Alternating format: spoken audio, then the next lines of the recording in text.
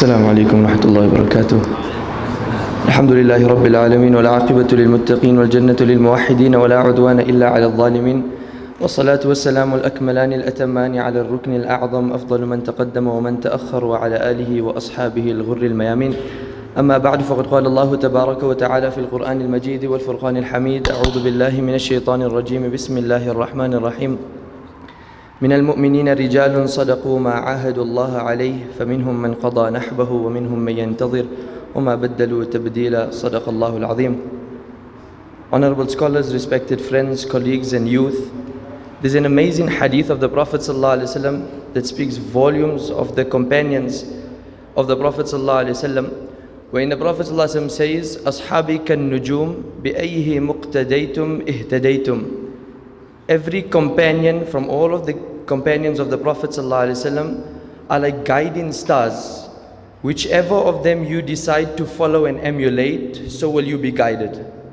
This one hadith, just the statement of the Prophet ﷺ, speaks volumes of the caliber of the Sahaba. That the Prophet ﷺ has so much confidence in the Sahaba that any one of the Sahaba that you pick from and you choose to emulate and follow, you will be guided.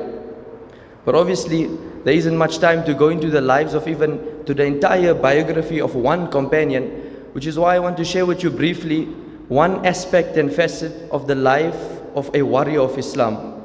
One of the greatest companions of the Prophet ﷺ, and it is Hamza ibn Abdul Muttalib radiyallahu an.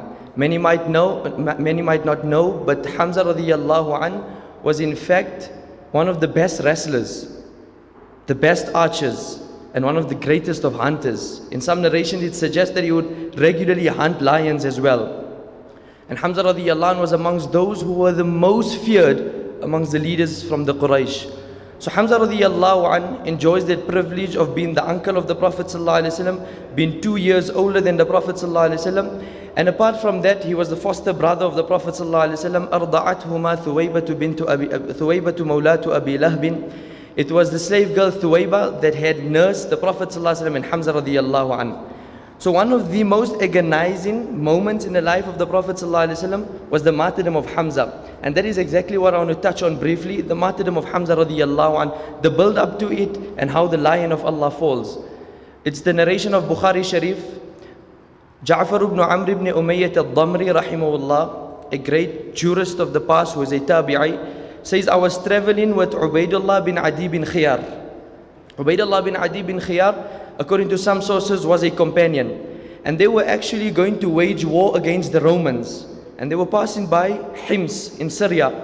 And when they came to Hims, they realized that residing in Hims is none other than Wahshi radiyallahu an, the killer of Hamza radiyallahu an, who subsequently became Muslim. So imagine this, their mind is focused on battle. Your heart is taken by the war that's about to come, but they don't want to miss the opportunity on acquiring and learning more of Islamic knowledge, Islamic history. Let's go to Wahshi and let us go and ask him about the martyrdom of Hamza. There's nothing like listening to it from the horse's mouth. Listening to it directly from him will be much better and captivating for us to understand the entire scenario as it played out. So they asked for the home of Wahshi, and they directed to the home of Wahshi radiyallahu an. And as they approach in the home, one says to the other, "Ma kuntu adhunnu anna Allah yada' qatil Hamza." Who would have thought that Allah would save the soul that killed Hamza radiyallahu an from hellfire? Because the demise of Hamza radiyallahu anh brought so much of agony to the Prophet ﷺ. Anyone that had to see it on face value would believe that whoever caused that agony to the Prophet ﷺ would be destined to hell. But Allah gave an opportunity for Wahshi radiyallahu anh to become Muslim and to become one of the greatest warriors thereafter, killing Musaylamatul Kadhab. So they come to the home of Wahshi, and as they approach his home, they scream from him from outside. And then Farad as-salam, he replies to the greeting. And then they come to him, and he's this rather large and big sized individual. And then Ubaidullah bin Adi bin Khiyar says to him, "O Wahshi, ata'arifuni?" Before we introduce ourselves to you, do you recognize who I am? And we know when the the Sahaba would travel in the desert, then they would cover themselves up. The turban would be completely covered in the entire face. The only thing that was exposed were their eyes and their feet. They had their thawb on and their feet were exposed. So he's asking Wahshi, Ata'arifuni? Do you recognize me? Obviously, it's so difficult to recognize a person. And Wahshi radiallahu anh says to him, look here, I can't say with certainty, but I can remember many years back when I was a slave in Mecca, there was a person by the name of Adi bin Khiyar, who's the father of Ubaidullah. There was a person by the name of Adi bin Khiyar, and تزوج امرأة يقال لها قتال. He married a woman by the name of Qital. فولدت له غلاما, and they were blessed with a child.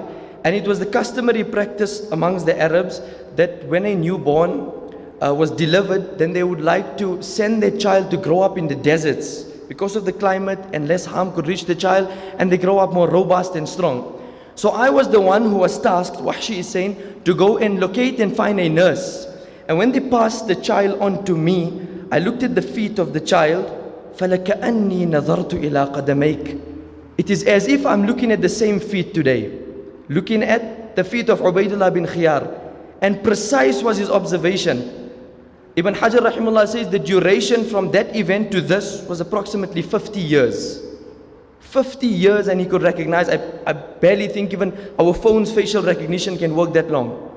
But he could recognize, and this is known as qiyafa, the art of qiyafa. So anyway, they ask Wahshi, because time is running out and Sheikh Shakir gave us an extensive 10 minutes. So they asked Wahshi radiyallahu an, can you narrate to us the incident of the demise and the martyrdom of Hamza radiyallahu an briefly? And he says, سَأُحَدِّثُكُمَا كَمَا حَدَّثْتُ رَسُولَ اللَّهِ صَلَّى اللَّهِ عَلَيْهِ وسلم. I will narrate it to you just as when the Prophet sallallahu alaihi wasallam asked me to narrate it to him, I did. And he says, it was the battle of Badr. إِنَّ حَمْزَةَ قَتَلَ طُعَيْمَةَ بْنِ عَدِي بِنْ خِيَارٍ. He killed Tu'ayma bin Adi bin Khiyar, who was the uncle of my master, Jubair bin Mut'im. And Jubair bin Mut'im, when it was coming towards the battle of Uhud, said, I want to avenge the death of my uncle. And Wahshi was one amongst the best of archers. He was the best of spearmen. You gave him a lance and he could hit the target from a distance like you can't believe. He says, Kuntu al'ab la'bahum. Us Abyssinians, we grew up playing with a spear. We grew up playing with a lance. Like how youth grow up playing with technology and they become so advanced at it, and it's like second nature. We grew up playing with spears, so we're extremely good at it. And that is why my master approached me and said, look here, I want you, I'm giving you a simple task, I want you to kill Hamza. At that time I didn't even know who's Hamza, but I knew that's my task in the battle of Uhud. The battle of Uhud comes up, the sufuf are lined up, you have the Muslims on one end, the disbelievers on the other end. And Wahshi radiyallahu anh is still unsure who Hamza is. And in that moment, just before the battle can ensue itself, one of the disbelievers from the disbelieving ranks by the name of Siba', he comes out boastfully, arrogantly, flaunting all of his skill. And he says, May yubarizuni, who's prepared to challenge me to a duel. Just understand how strong, how powerful was the Sahaba at that time. We're trying to invigorate ourselves in this regard, but just understand the power of Sahaba. It's just beyond comprehension, emotionally, physically, in every aspect. Now Siba' was one of the best fighters from the ranks of the disbelievers. He comes out and he challenges the Sahaba at large. May yubarizuni. You got to be bold to do that. And it is none other than Hamza radiyallahu an that comes out of the crowd. And Hamza radiyallahu an is very vile towards him. There are certain things that are impermissible out of war, though permissible in war. Like how stuff are impermissible in salah, like eating, speaking, are out of salah, but in salah it is impermissible. So there are certain things, such as a boastful walk. Abu Dujana was once walking in a boastful manner, and the Prophet ﷺ said, Inna hadhi lamishya yubghiduha Allah. This is a walk that Allah dislikes, illa fi hadha al-mawtin, except if it is in a situation like this. So Hamza radiyallahu an, look at his fighting IQ. He comes out and he's vile towards his opponent. He sends derogatory remarks towards him to affect him psychologically. This was the fighting IQ of Hamza radiyallahu an, so that he can demoralize him and kill his self-esteem and then attack him. So Hamza radiallahu anh says to him, Ya Siba' yabna ummi Anmar muqatti'atil budur. Stop acting so, strong and robust. You're actually the son of a slave girl that circumcises other females. So his slave girl, his mother was a slave girl that would have this practice. And it was something derogatory, it was something vile to say in public. Something vituperative to say in public and for all the ears to hear. And that already hit his self-esteem to such a degree that he was already down. And then Hamza radiallahu anh says to him, Atuhaddu Allah wa Rasulah? Are you here to oppose Allah and His Messenger? And wallah, the expression of the narration of how Hamza radiallahu anh destroyed and annihilated him is just beyond comprehension. The narration of Bukhari suggests that when Hamza radiallahu anh went to attack this opponent of his, shadda alayhi fakana ka'amsi dhahib. He annihilated him to such a degree that the expressive narration says he was like the past day. He was no longer existent like the previous day. It was like no one knew him before this. He was nothing. That is how Hamza radiallahu anh annihilated him. And Wahshi is watching this whole move. And he's asking the guy next to him, who's this? He's like, this is your mission. This is who you have to kill. You're asking who it is, but this is the very person you have to kill. And Wahshi is then, intrigued by and captivated by his strength and can understand the task is not easy now. And Wahshi says, from that moment, throughout the battle, I kept my eye on my opponent. لا أريد أن أقتل ولا أقاتل. I have not come here to fight anyone or kill anyone or wage war against anyone except to kill Hamza radiallahu anh. That's my mission. I'm not here to fight for the disbelievers, to help them, to aid them, to support them, but just so that I can gain my liberation. Because my master said, if you kill Hamza, you will gain your freedom and liberation. And nothing was more lucrative to me at that point than my liberation. And he says, I watched his every move. And by Allah, I have to say, I've never seen such a warrior in Islam. كيف يجول ويصول بين الصفوف. He was so agile. His mobilization and his movement and his skill and his execution of how he played with the sword was just on another degree totally. I watched his every move. In that time until I executed him, he killed over 30 disbelievers. We're out of breath when we're fighting against one. Killing 30 who are stacked with armor. Killing 30 who are stacked with armor. And I watched every move and I could not get an ideal moment to release my lance. And then, كَمَنْتُ لَهُ تَحْتَ صَخْرَةٍ. I hide behind a boulder, waiting for the perfect opportunity to release the lance. And then, while Hamza radiallahu anh is moving around, jumping sufuf to sufuf, hitting the targets, killing the enemy, he trips over something, a rock. He trips over a rock. And that exposes his belly slightly. Now it speaks volumes of how great Hamza radiallahu anh was as a warrior, and just how skilled was Wahshi radiallahu anh as a spearman. The moment he tripped, a little of his belly got exposed. And I seen this is the moment. And in those seconds that I had, I released my lance. I released the spear. And it went straight penetrating through the abdomen of Hamza radiallahu anh. فَخَرَجَتْ مِنْ بَيْنِ وَرِكَيْ. And it comes out from the rear. And Hamza radiallahu anh is in the midst of killing another disbeliever, but he just brings him down to the ground. And that was then the fatal end of the lion of Allah, of the lion of Islam, Hamza radiallahu anh. When his martyrdom took place, it was one of the most devastating moments for the Muslim army at that time. No one could believe it. قُتِلَ حَمْزَةَ قُتِلَ حَمْزَةَ. On every end of the battlefield, you can just hear people screaming out, Hamza has been martyred, Hamza has been martyred. And that's just demoralizing the spirit and dispiriting the believers and the Sahaba to a great degree. And Ka'b bin Malik radiallahu anh says, at that moment in poetic form, it just came out, بَكَتْ عَيْنِي وَحُقَّ لَهَا بُكَاهَا وَمَا يُغْنِي الْبُكَاءُ وَلَا الْعَوِيلُ عَلَى أَسَدِ الْإِلَهِ غَدَاةَ قَالُوا حَمْزَةُ ذَاكُمُ الرَّجُلُ الْقَتِيلُ. By Allah, everyone's eye was shedding uncontrollable amount of tears. أُصِيبَ بِهِ الْمُسْلِمُونَ جَمِيعًا. It wasn't only that the Muslim Ummah was deprived of someone great or suffered a great devastation, but even Muhammad could not control himself. Even Muhammad found it so difficult to control his emotions. The battle was complete. Hamza radiallahu anhu's body is lying down. Mutilation took place of the body of Hamza radiallahu anh. Can you imagine how devastating is that sight for the Prophet sallallahu alaihi wasallam? The Prophet sallallahu alaihi wasallam comes to the body of Hamza, looks at it with tears swelled in his eyes. He says to him, "Oh my uncle, you lived so great. You lived and you fulfilled the true definition of a noble individual in the eyes of Allah. I wish, Lokana, if it was not for the emotions of your family members after you, this erratic emotions after your demise, I would have wished لَسَرَّنِي أَنْ أَتْرُكَكَ حَتَّى يَحْشُرَكَ اللَّهُ فِي أَرْوَاحٍ شَتَّى."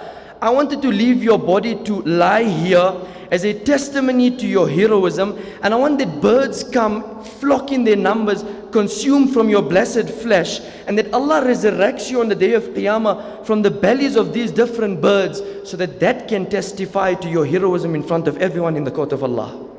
I want it such that birds can eat from your flesh, but it's because of the emotions of your family members, I'm going to have to bury you. And then the Prophet ﷺ takes care of the janazah salah, and the Prophet ﷺ performs the janazah salah for Hamza radiallahu an, and every other martyr that was martyred was brought alongside Hamza radiallahu an. So Hamza radiallahu an had the privilege of having the Prophet ﷺ perform janazah salah for him over 70 times.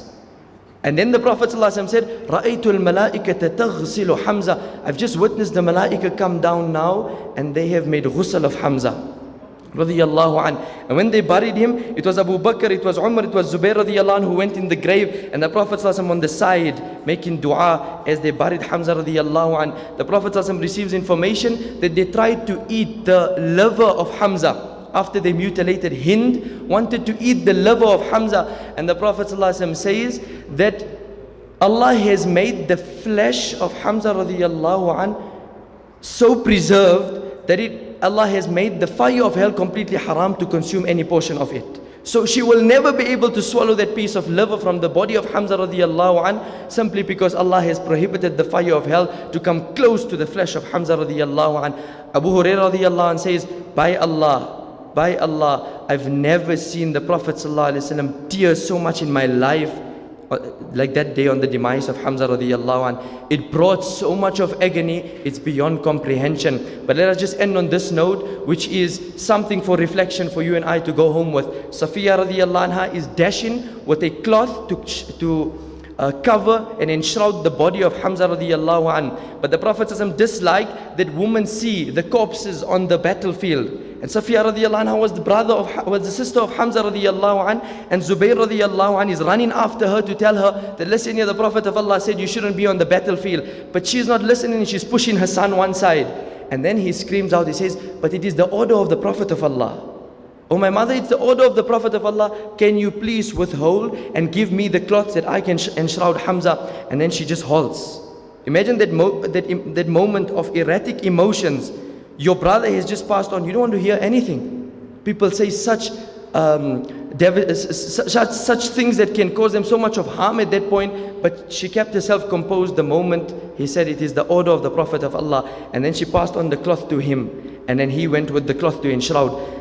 The point here and the reflection here is that the Sahaba was such that at any point when the order of Allah came and the order of the Messenger ﷺ came, they were ready to execute, even if it was against their will, even if it was against their desires. They submitted instantaneously. A companion was wearing a gold ring, and the Prophet ﷺ told him in a generic context that some of you wear these gold rings and they don't realize it is an ember from the embers of the fire of hell. And he understood the message from the Prophet ﷺ, and he got rid of that. The narration is in Bukhari Sharif. And somebody came to him and said, why don't you sell it? Intafi' bihi, benefit from the money. You don't have to weigh it because that's prohibited, but you can benefit by selling it. And he said, the disgust that the Prophet ﷺ showed for me wearing this doesn't even intrigue me to even want to gain anything from this. I don't want to gain anything from this. Ibn Umar radiallahu anhuma said that we were told by the Prophet of Allah to stop doing a certain business deal, though we were benefiting from it so much. He just said, how much ever you benefit in, I'm just here to tell you, وَطَوَاعِيَةُ اللَّهِ وَرَسُولِهِ أَنْفَعْ لِلْعِبَادِ. The obedience of Allah and His Messenger is far more lucrative and far more greater for you. So hold on to that and chase after that. May Allah give us the understanding. وآخر دعوانا الحمد لله رب العالمين.